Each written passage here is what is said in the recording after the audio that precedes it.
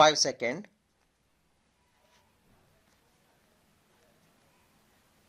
Start.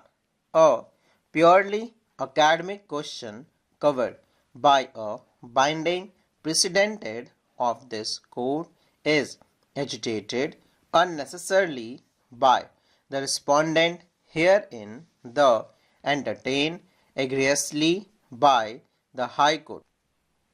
The High Court has also refused to follow the binding precedent of this court on the ground that there is a reference made to a larger bench. The reference, as pointed out by the appellant, has been closed unceremoniously on default.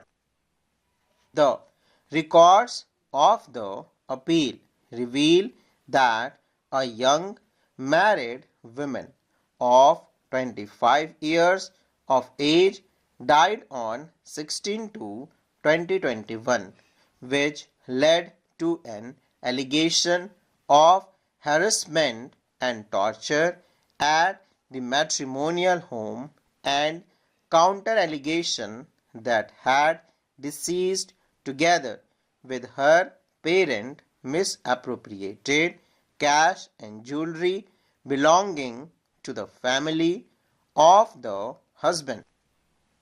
A cousin of the husband of the deceased filed a complaint before the police in which the deceased father and mother were added as accused.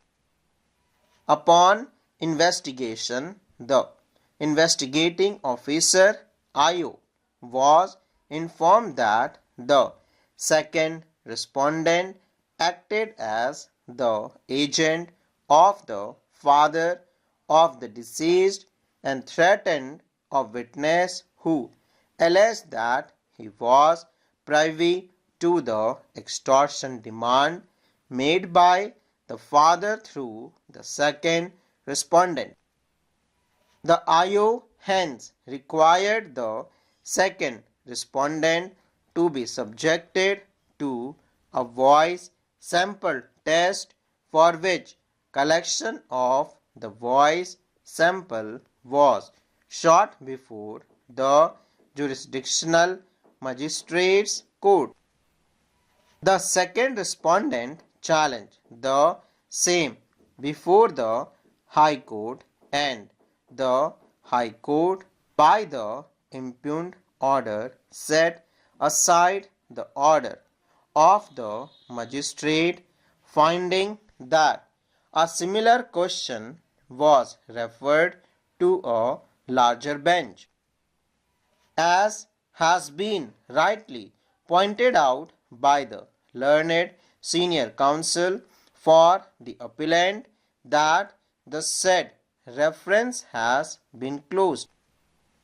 The learned counsel for the respondent vehemently argued that order was passed when the Criminal Procedure Code CRPC was in force, and though Section 349 of the Bharatiya Nagrik Suraksha Sanhita BNSS 2023 empowered the magistrate to pass an order inter alia directing a person to provide a voice sample.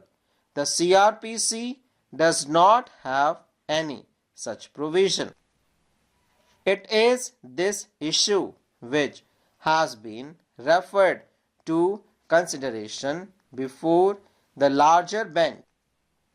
The reference, as we see from the questions extracted in the impugned order, was whether the direction of this court enabling the magistrate to pass an order directing the accused to provide a voice sample would apply in the case of a witness. In the present case, the question is raised especially on the ground that it would lead to infringement of the right of the witness under Article 23, which on comparison of the voice sample could result in arranging the witness as an accused. This court was concerned with a conversation between two accused who were alleged to have collected money from different people on the promise of jobs which did not materialize. The specific question raised was with respect to the magistrate not being empowered to pass an order directing furnishing of a voice sample in order that a testimony by an accused person may be said to have been self-incriminating, the compulsion of which comes within the prohibition of the constitutional provision. It must be of such a character that by itself it should have the tendency of incriminating the accused, if not also of actually doing so. In other words, it should be a statement which makes the case against the accused person at least probable, considered by itself. A specimen handwriting or signature or finger impressions by themselves are no testimony at all, being wholly innocuous because they are unchangeable except in rare cases where the ridges of the fingers or the styles of writing have been tampered with. They are only materials for comparison in order to lend assurance to the court that its inference based on other pieces of evidence is reliable. They are neither oral nor documentary evidence but belong to the third category of material evidence, which is outside the limit of testimony. It has to be noticed that Article 23 of our Constitution does not say that an accused person shall not be compelled to be a witness. It says that such a person shall not be compelled to be a witness against himself. We specifically note that this court had not spoken only of the accused and specifically employed the word a person consciously because the rule against self-incrimination applies equally to any person whether he be an accused or a witness.